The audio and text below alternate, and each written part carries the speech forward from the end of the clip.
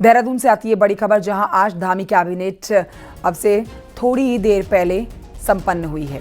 सचिवालय में सीएम धामी की अध्यक्षता में ये काफ़ी अहम मीटिंग, जिसमें 6 प्रस्तावों को हरी झंडी मिली है, जिसमें देहरादून सिटी ट्रांसपोर्ट लिमिटेड का गठन होगा, जो ई बसों के संचालन को कंट्रोल करेगा।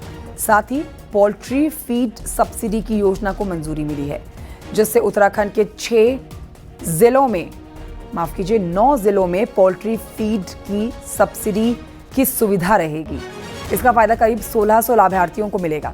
साथ ही महाधिवक्ता ऑफिस में 2 पदों को मंजूरी दी गई। देहरादून शहर में ट्रैफिक व्यवस्था में सुधार हेतु देहरादून सिटी ट्रांसपोर्ट लिमिटेड नाम से एक स्पेशल पर्पज व्हीकल का गठन किया गया है। ये एक तरह की कंपनी है जो देहरादून में ई बसों का संचालन करने के लिए अधिकृत होगी और प्रधानमंत्री ई बस सेवा योजना के अंतर्गत ई बसों के संचालन के साथ साथ वर्तमान नगर बस सेवा का संचालन सुव्यवस्थित और सुगठित तरीके से ये करेगी। उधर टिहरी से खबर, जहां पर एक बेकाबू बस बीच सड़क पर पलट गई। 2 यात्रियों की मौत की खबर है और 13 यात्री घायल हुए हैं। अस्पताल में इन्हें भर्ती करवाया गया है। बस में सवार यात्रियों का कहना है कि बस काफी तेज रफ्तार में थी, इसीलिए बस पलटी है।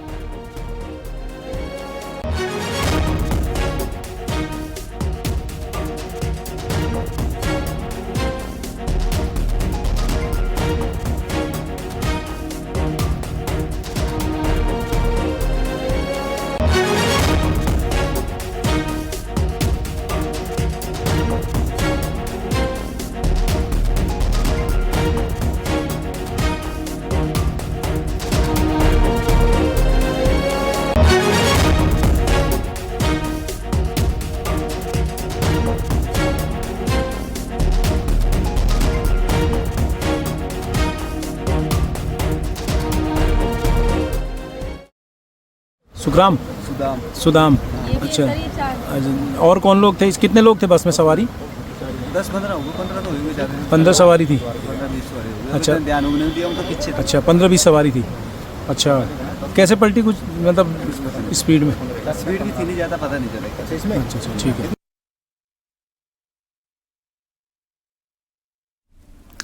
और आइए बढ़ते हैं आगे, आपको बताते हैं उत्तरकाशी में गंगोत्री हाईवे फिर से बंद हो गया है। धरासू के पास गंगोत्री हाईवे बंद है, जहां पर पहाड़ी का बड़ा हिस्सा टूटकर सड़क पर आ गया, जिसकी वजह से आवाजाही एक बार फिर से बंद हो गई है। तस्वीरें भी आप देख सकते हैं। धरासू पर पहाड़ी से भारी मलबा सड़क पर आया। सड़क बंद होने से यहाँ पर कई यात्री फंसे हैं। हाईवे को खोलने का काम किया जा रहा है, लेकिन लंबा इंतजार राहगीरों को करना पड़ेगा।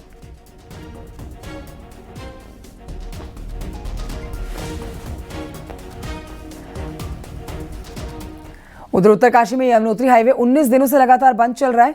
नारद चट्टी, जंगल चट्टी, बनास के पास में भूस्खलन से सड़क लगातार बंद है। प्रशासन की टीम सड़क को खोलने का काम कर रही है, लेकिन पहाड़ी से बार बार बोल्डर नीचे गिर रहे हैं, जिसकी वजह से काम करने में दिक्कतों का सामना करना पड़ रहा है। टीम परेशान है यहाँ पर बीआरओ की, जो कि यहाँ पर पहाड़ का हिस्सा साफ करने की लगातार कोशिश कर रही है। हाईवे बंद होने से गाँव का संपर्क मुख्यालय से कटा हुआ है। लोग आसपास के बेहद परेशान हैं।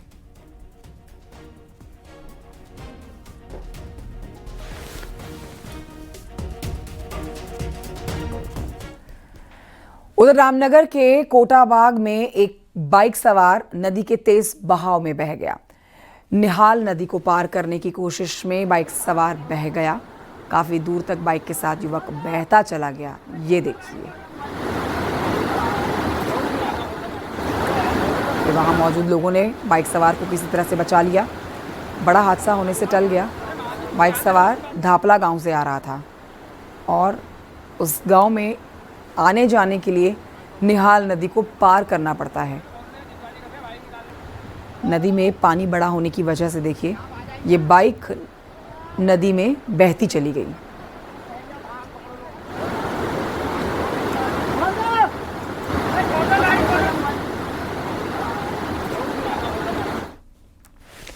उधर नैनीताल में चौतरफा संकट बना हुआ है। पहले से टूटी पहाड़ियों के ट्रीटमेंट अभी तक पूरे ही नहीं हो सके हैं।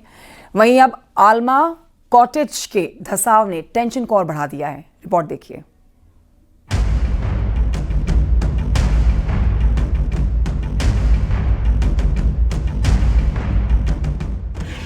नैनीताल के आलमा कॉटेज ने अब शहर के लिए मुसीबत बढ़ा दी है। यहाँ सड़क का तेजी से धंसाव हो रहा है तो सेफ्टी वॉल में भी बड़ी बड़ी दरारें आने से कई घरों को खतरा बन गया है। हालात इस कदर बन गए हैं कि इस दरारों वाले इलाकों के ऊपर के घरों पर धंसने का खतरा मंडरा रहा है। मेरा प्रशासन से एक विनम्र निवेदन है कि इसमें जल्द से जल्द कार्रवाई करके इसमें कार्य शुरू करा जाए, जिससे स्थानीय लोगों को जल्द से जल्द रोड सुचारू रूप से दोबारा चालू हो जाए। खतरा भी दिखता है अगर काम शुरू नहीं होता? अगर खतरा सर काफ़ी है, इसमें कम से कम 1 दर्जन घरों को नुकसान की संभावना पूरी है और ये इसमें खतरा बना हुआ है। और ये मलुआ निकट भौसी में सीधे माल रोड में जाएगा, बाजार में जाएगा। और आज से नहीं 10 साल पुराना, अगर इसमें सरकार ध्यान नहीं देती है, नया प्रोजेक्ट नहीं बनाती है लंबा वाला, जैसे बलिया नाला बना है, चेन्नई पे काता था, वहाँ भी स्टेप वाइज दिवालियाँ बने हैं, तो अब रुक गया है। तो छोटा मोटा कर देते हैं तो इसमें बड़ी दिक्कत है और इतने परिवार हैं यहाँ पर। दरअसल कई सालों से इस इलाके में धंसाव की स्थिति है, लेकिन उसके बाद भी इलाके में निर्माण काम होते रहे और अब भू धंसाव का संकट गहरा गया है। यहाँ बनाई गई सुरक्षा दीवार पर भी दरारें आ गई हैं। वहीं प्रशासन ने फिलहाल यहाँ गाड़ियों के एंट्री पर रोक लगा दी है। निरीक्षण के समय ये पाया गया है कि उक्त जगह का स्थायी उपचार करने के लिए आवश्यकता है, जिसके लिए सर्वे कराया जा रहा है और जब तक स्थायी उपचार पूरा नहीं होता है तब तक अस्थायी तौर पर वहां पर जो सुरक्षा दीवार है उसको स्ट्रॉन्ग करने का कार्य किया जा रहा है। बहरहाल नैनीताल संकट के दौर में है और अब ऐसी दरारें कई इलाकों में देखी जा रही हैं, जिससे शहर पर खतरा दिखने लगा है और लोग जल्द इनके ट्रीटमेंट करने की मांग कर रहे हैं। न्यूज़ 18 के लिए नैनीताल से वीरेंद्र बिष्ट की रिपोर्ट।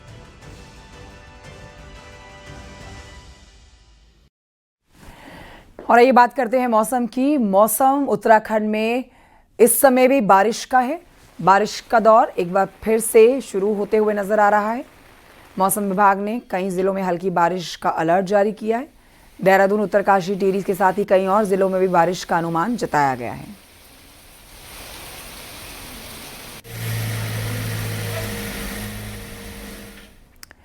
प्रधानमंत्री मोदी का कल उत्तराखंड का दौरा है।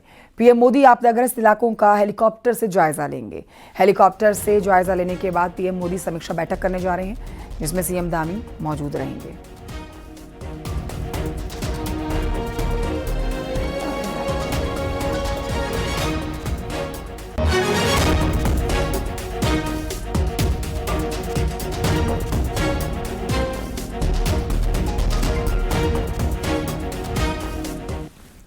खबर देहरादून से अगली, जहां पर पीएम मोदी का उत्तराखंड का दौरा कल और सीएम धामी यहां पर जॉलीग्रांट एयरपोर्ट पहुंचे हैं।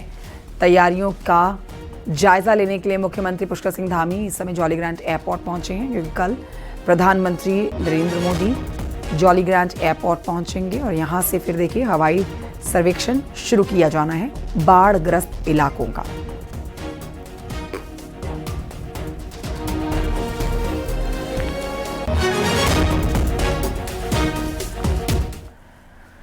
उधर नेपाल के राजनीतिक हालातों के चलते देहरादून में मुख्यमंत्री पुष्कर सिंह धामी ने वीडियो कॉन्फ्रेंसिंग के जरिए एक समीक्षा बैठक की, जिसमें सीमा सुरक्षा बल के अधिकारी, मुख्य सचिव, डीजीपी के साथ साथ चंपावत, उधम सिंह नगर, चंपावत के डीएम और पुलिस कप्तान जुड़े। उत्तराखंड की सीमा नेपाल से जुड़ी हुई है। वहां के उग्र आंदोलन को देखते हुए मुख्यमंत्री धामी ने बैठक की।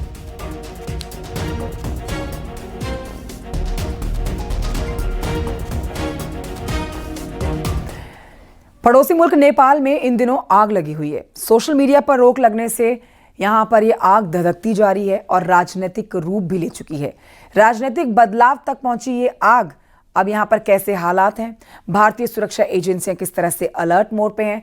उत्तराखंड में जहां भारत का 775 किलोमीटर का खुला हुआ बॉर्डर नेपाल से लगा हुआ है, यहां से क्या अपडेट है, देखिए इस रिपोर्ट में।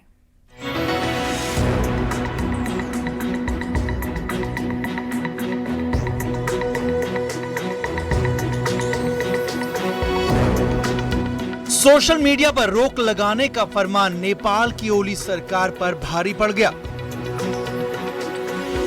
पड़ोसी मुल्क के हालात इस कदर बिगड़ गए हैं कि प्रधानमंत्री ओली को इस्तीफा देना पड़ा है। नेपाल में जारी राजनीतिक उथल-पुथल को देखते हुए उत्तराखंड में सुरक्षा एजेंसियां पूरी तरह अलर्ट हो गई हैं। उत्तराखंड में भारत का नेपाल से 275 किलोमीटर का बॉर्डर सटा है। इस इलाके में काली नदी दोनों देशों की सीमाएं तय करती है। ऐसे में लिपुलेख से लेकर यूएस नगर तक पुलिस और एसएसबी चप्पे चप्पे पर तैनात कर दी गई है। यही नहीं, खुफिया एजेंसियों को बॉर्डर पर अलर्ट मोड में रखा गया है। सुरक्षा के दृष्टिगत एसएसबी के साथ समन्वय स्थापित करते हुए थाना पुलिस द्वारा भी लगातार पुलों पर चेकिंग की जा रही है और इस पर जो भी इनपुट प्राप्त होंगे उस पर नियमानुसार हमारे द्वारा कार्रवाई की जाएगी। इसके अतिरिक्त जो स्थानीय अभिसूचना इकाई है उसको भी अलर्ट मोड पर रहने हेतु अवगत कराया गया है। उत्तराखंड में भारत और नेपाल के बीच आवाजाही के दर्जन भर लीगल रास्ते हैं। बावजूद इसके कई अवैध रास्तों से भी घुसपैठ होती रही है। ऐसे में सुरक्षा एजेंसियां अवैध रास्तों पर भी नजर बनाए हुए हैं। भारतीय सुरक्षा एजेंसियां नेपाल से आने वालों पर साफ साफ निगाहें बनाए हुए हैं और यही नहीं, नेपाली सुरक्षा बल भी बॉर्डर इलाकों पर चौकस दिख रहे हैं।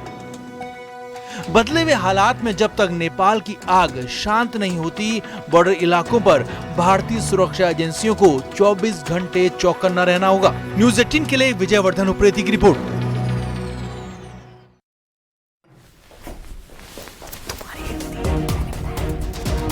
और आइए बढ़ते हैं आगे, आपको रुड़की की खबर बताते हैं, जहां पर खंजरपुर में बिना लाइसेंस चल रहे वेनम सेंटर पर दिल्ली से आई पीपुल्स फॉर एनिमल की टीम ने वन विभाग के साथ छापेमारी की है।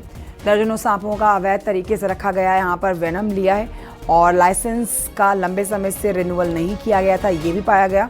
सांपों का जहर स्टोर किया गया था इलीगल तरीके से। नियमों के खिलाफ वेनम सेंटर ये चलाया जा रहा था।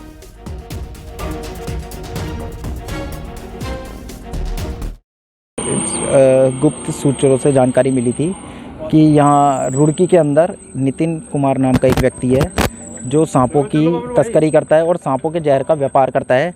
जो सांपों का जहर है, जितने भी ये आपके गिरोह हो गए जो रेप पार्टी आयोजित कराते हैं और नशे का और ड्रग्स का व्यापार करते हैं, उन कुछ लोगों को ये सप्लाई करता है, जिसके अंदर एलविश यादव और उसके गिरोह के लोगों का नाम भी सामने आया है। अभी जो है मौके पे जो हमको इन्फॉर्मेशन मिली थी कि यहाँ पे एक फैसिलिटी चल रही है कि जिसमें सांप रखे हुए हैं, तो उसके एवज में हम लोग मौके पे आए हैं और हमको सांप बरामद भी हुए हैं। 2 प्रजाति के, कोबरा है और रसल वाइपर है। तो उसके केस में हमने अभी सांपों को अपनी अभिरक्षा में ले लिया, बाकी कार्रवाई हम कर रहे हैं। देहरादून में तमाम कोशिशों के बाद भी ड्रग्स का धंधा करने वालों पर पुलिस शिकंजा नहीं कस पाई है, लेकिन अब इसका तोड़ निकाला गया है। एक ट्रेन डॉग को इस काम में लगाया गया है। हालांकि इसके लिए रिटायर हो चुके डॉगी को सेवा विस्तार दिया गया है। रिपोर्ट देखिए।